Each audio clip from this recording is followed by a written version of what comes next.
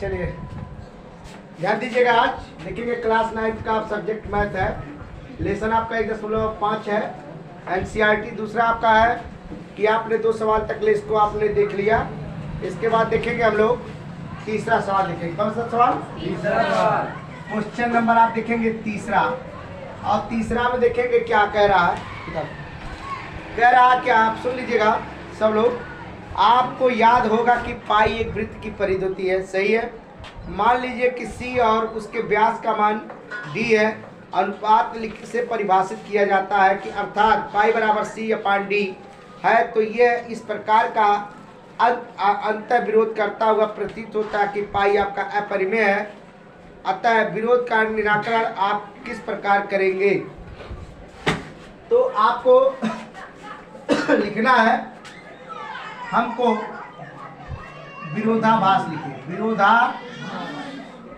विरोधाभास के द्वारा हम कह सकते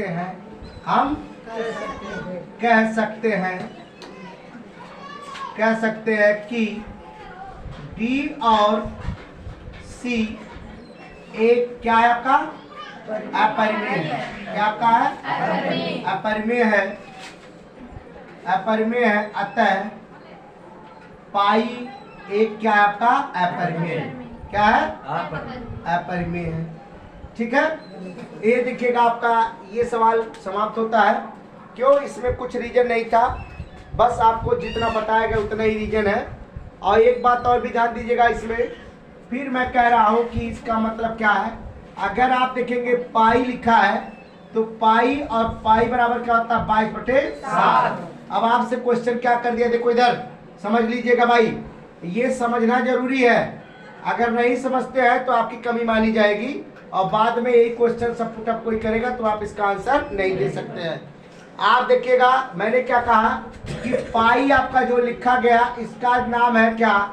अक्षर है। क्या ये? अक्षर को हम लोग चर कहते हैं। क्या कहते हैं? चर। और ये देखिएगा इसको अचर कहते हैं जो आपका गिनती है। क्या बेटा है? गिनती या बटे में है या भिन्नों में है। किसमें है? या भिन्नों में है। ध्यान दीजिएगा, या आपके भिन्नों में है। अब आप कह सकते हैं सर ये समझ में हमको आ रहा सर कि 22/7 आपका एक गिनती जो अचर पद है और ये भिन्नों में है और ये आपका परिमेय भी है। क्या बेटा है? परिमेय भी है। इसको परिमेय भी मानते हैं। और एकदम जान लीजिएगा परिमेय संख्या आपका है। कौन संख्या है? परिमेय संख्या है। आप परिमेय संख्या भी कह सकते हैं। किसी को कोई दिक्कत हो तो बताइएगा जरूर। और ये देखिएगा ये आपका क्या है? अक्षर है। और अक्षर में क्या है आपका? अपरिमेय है। क्या है आपका? अपरिमेय है। इसको आप लोग को बिंदास फ्री होकर जानना चाहिए।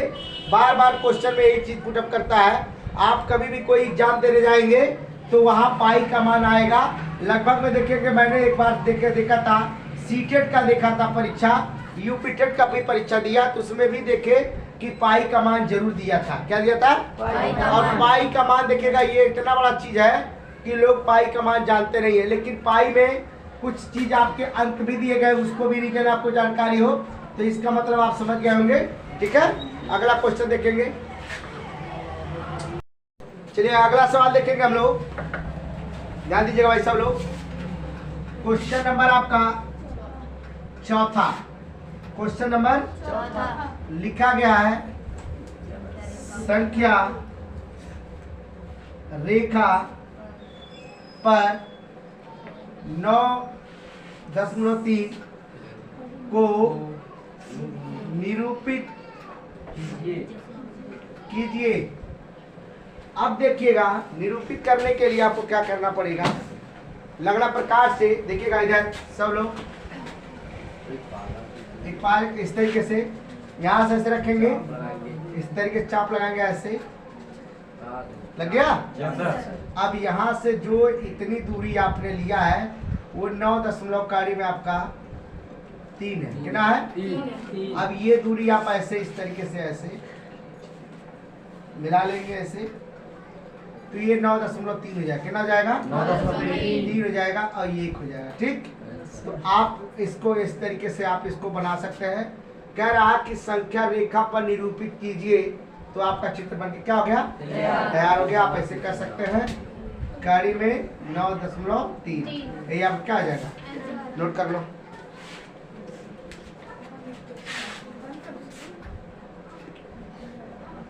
चलिए अगला सवाल देखिएगा, इधर है, इधर देखो। जो लोग नहीं देखे भाई तो कैमरा उन्हीं के सामने कर दो।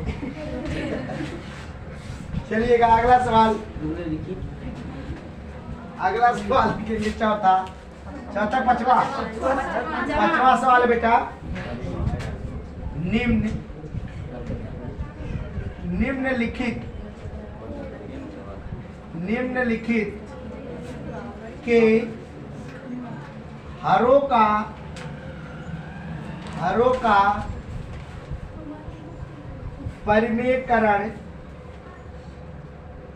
परिमेयकरण कीजिए।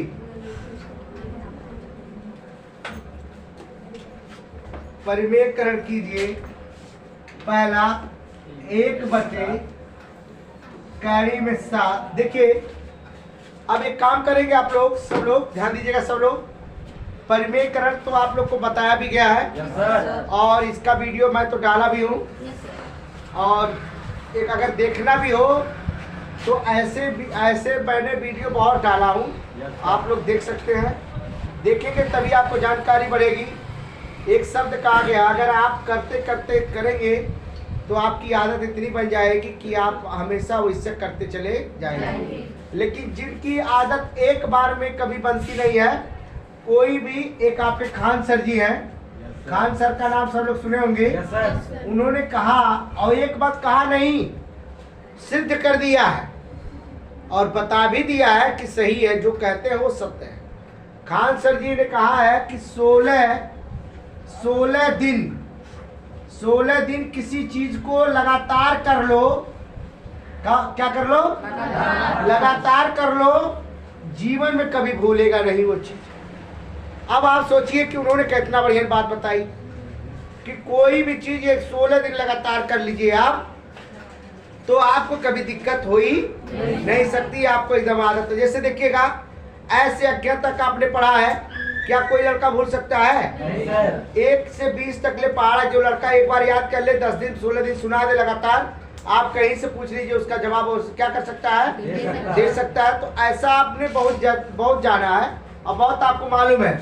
इसीलिए आप देखिएगा, एक दिन पढ़ने से कोई विद्वान नहीं बन जाता है, एक दिन पढ़ने से कोई विद्वान नहीं बन जाता है, लेकिन कलंकित एक दिन के लिए हो सकता है। विद्वान बनना आपके लिए बस की बात है, लेकिन कब बनेगा, जब प्रयास करेगा तब। चलिएगा मैं देखता हूँ इसमें, हर का परिमेयकरण, हरों का परिमेयकरण करिए तो कर दीजिएगा 1/7 में 7 गुणे कड़ी में 7/7 में 7। ऊपर का गुणा ऊपर, नीचे का गुणा नीचे। ऐसे बोली, ऊपर का गुणा ऊपर, नीचे का गुणा नीचे। आप एग्जाम्पल के तौर पर लीजिए, कड़ी में 7 गुणे कड़ी में 7, तो बराबर कितना होता है बेटा, 7। तो अब कड़ी में आप कर देंगे 7 और इसका कर देंगे 7, यही आपका क्या हो जाएगा, आंसर हो जाएगा। सबको समझ में आ गया? चलिएगा दूसरा सवाल देखते हैं हम लोग।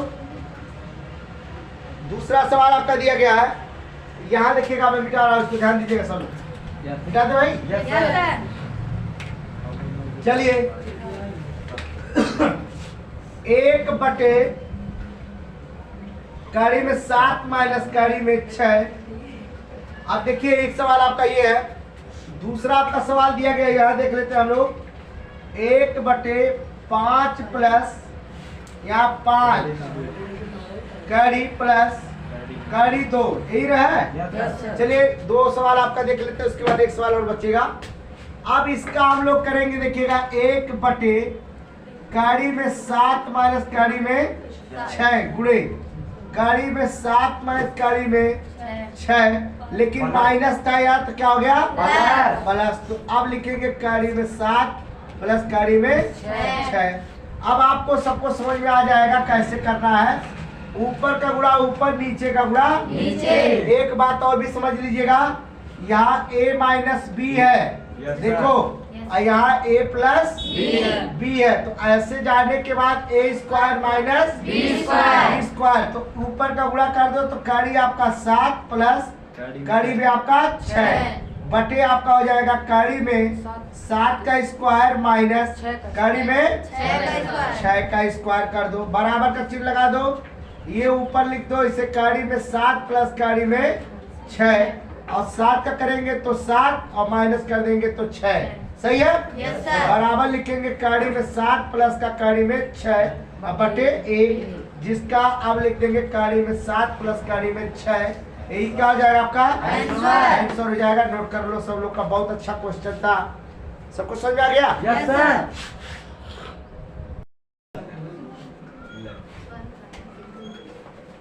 चलिए अगला सवाल देखेंगे हम लोग।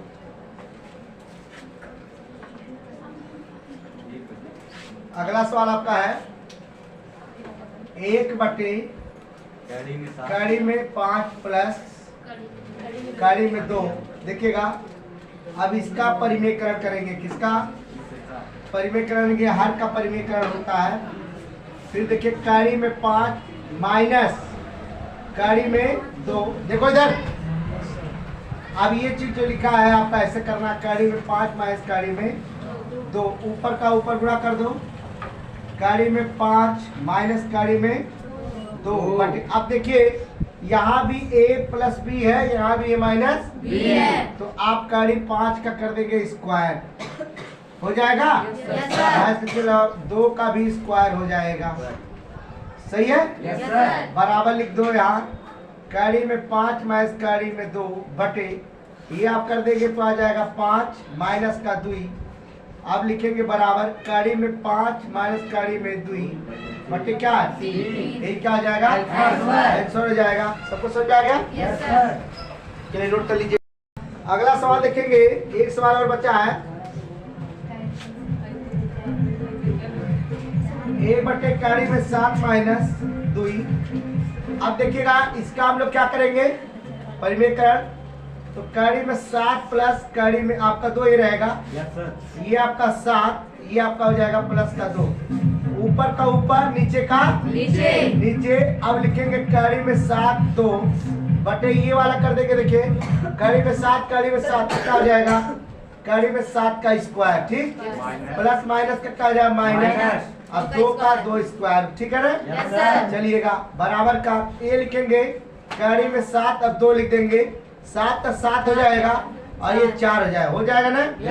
चलिए अब क्या कर देंगे कड़ी में 7 अब प्लस का 2 बटे 3, यही आपका आंसर हो जाएगा। क्लियर बा? Yes sir. चलो